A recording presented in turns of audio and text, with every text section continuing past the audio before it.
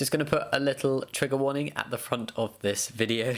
It's not the intention of this video to upset anybody, but obviously I'm going to be talking about dysphoria at some depth and things that can set dysphoria off and just all of that kind of stuff. So just a little pre-warning for this video. Hey Spuds, how's it going? I hope you're good and thank you for clicking on this video. Today's video is all about gender dysphoria. I think pretty much everybody who's ever experienced gender dysphoria or is currently experiencing gender dysphoria will agree with me when I say it sucks balls, and can also ironically sometimes be due to not having enough balls or too many balls. It doesn't have to be related to ball status, but it might be. So gender dysphoria is defined as distress caused by having an incongruent assigned birth sex and gender identity. So things that can trigger dysphoria and feeling dysphoric are anything that would remind you of this incongruency, things that would lead you to be misgendered, that kind of thing. Not that they all have to, but they're just the kind of general things. Although gender dysphoria typically differs and can differ a fair bit from person to person,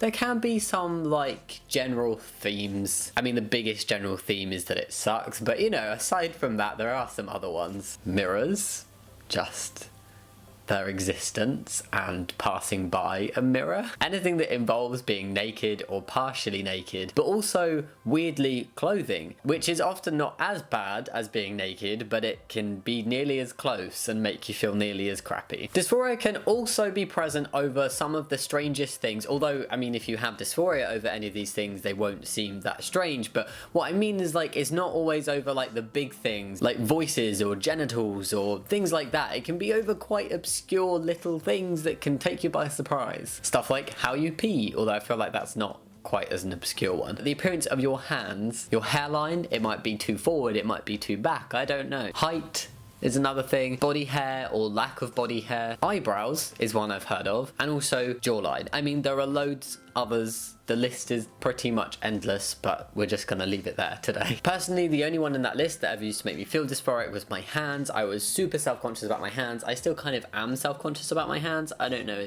it's just a thing. But I always found it quite a strange thing, like it just kind of snuck up on me, these feelings. I don't know how to describe it. But basically, dysphoria does not discriminate. There is nothing too obscure, or too strange, or too small to feel dysphoric over. And it's not only physical appearance things that can cause dysphoria or cause someone to be dysphoric over, it's also social stuff. Pronouns and how you're gendered and the name people use and just how people refer to you and talk to you. The gender group that people expect you to be with in certain situations, like sports groups, and why can't I think of anything else other than sports groups? Swimming or going to the gym, and hanging out with cis people of the same gender. This is a bit of a weird one because it can also kind of be validating. So if you're not out to this certain group of people or just one person, it can be kind of cool just to hang out and just be like one of the guys in my instance, and have people just accept you as that. It can feel really good. At the same time, it can also be a little bit awkward and uncomfortable, and it used to just make me feel a bit shit when guys would talk about stuff like awkward boners and like peeing at urinals and stuff like that,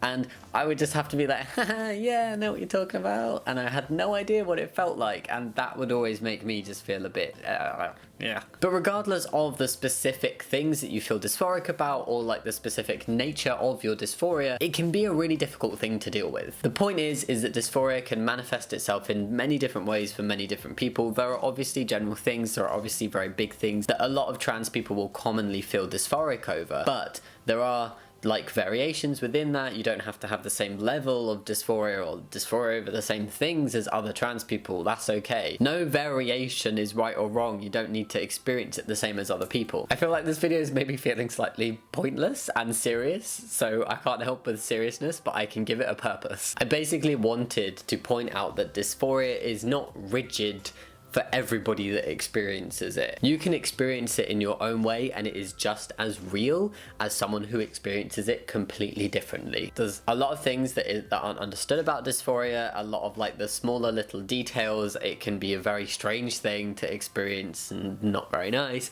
but also just like people asking questions saying, oh, I experience dysphoria, but not about like my genitals. What does that mean? It just means you don't experience dysphoria over that, and that's fine. Doesn't make it wrong. And now I think I'm just repeating myself and waffling, so I'm gonna let you go. But thank you so much for watching this video. Think about giving it a thumbs up and subscribing if you enjoyed it, but no pressure. If there's any video topics you would like to see from me, please leave them in the description box. No, you can't leave them in the description box. Please leave them in the comments down below, and also just leave your comments about like general dysphoria chat, trans chat, ask questions, whatever you want. Let's have a conversation, help each other out in the comments, you know, that kind of thing.